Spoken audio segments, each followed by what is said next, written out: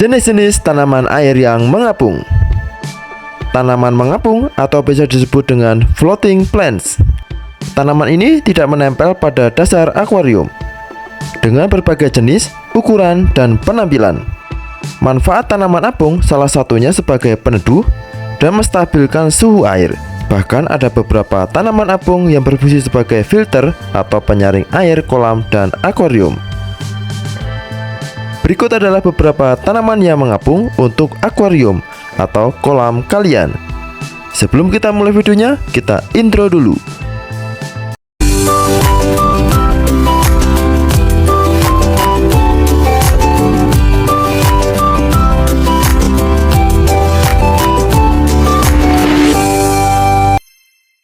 Nomor 1 adalah enceng gondok.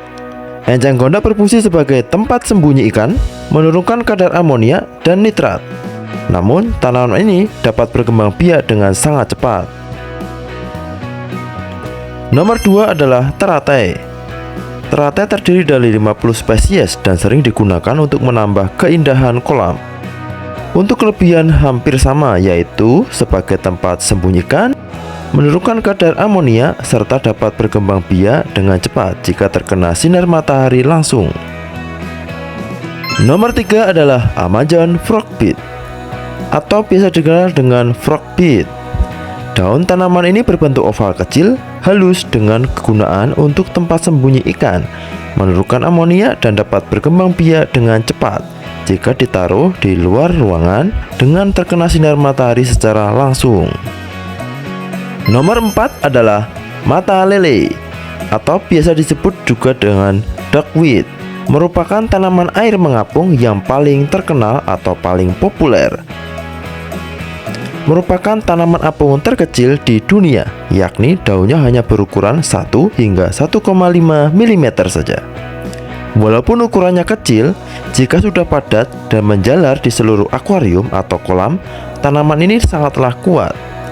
Tanaman ini juga sangat cepat sekali untuk berkembang biak, terutama di lingkungan yang terkena sinar matahari langsung. Serta sering digunakan sebagai makanan bagi ikan, terutama ikan nila.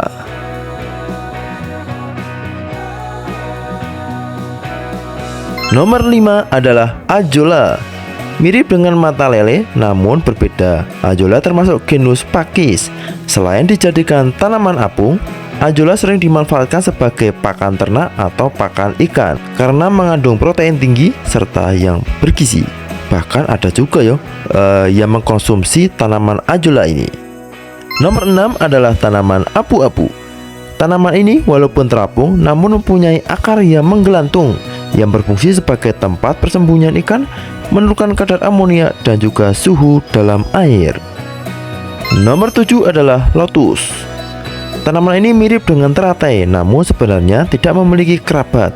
Tanaman ini banyak sekali manfaatnya untuk manusia sebagai sumber makanan, salah satunya seperti rimpangnya, biji, dan juga daunnya.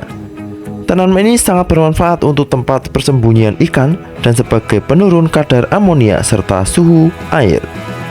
Serta bunga dalam tanaman ini sangatlah indah sekali. Selanjutnya adalah water poppy. Tanaman ini memiliki daun oval yang mungil. Sementara itu, bunganya yang kuning bisa menambah keindahan kolam kalian. Jika cuacanya panas, tanaman ini semakin terangsang untuk tumbuh lebih cepat. Selanjutnya adalah Salvina sp atau biasa disebut pakis apung. Akar yang terlihat mengambang di bawah tanaman sebenarnya adalah daun yang dimodifikasi. Namun, beberapa spesies ada dalam daftar tanaman beracun.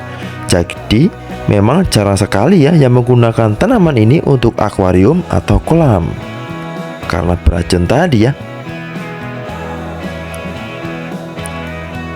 Selanjutnya atau yang terakhir adalah Riccia.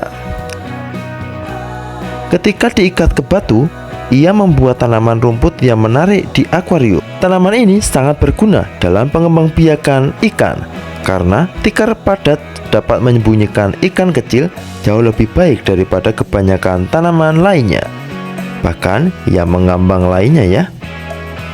Itulah beberapa tanaman air yang mengambang. Mungkin sangat cocok bagi kalian untuk ditaruh di akuarium atau di kolam sebagai tempat sembunyi bagi ikan, menyaring amonia, serta pengatur suhu jika ditempatkan di luar ruangan yang terkena sinar matahari secara langsung atau terkena lampu akuarium.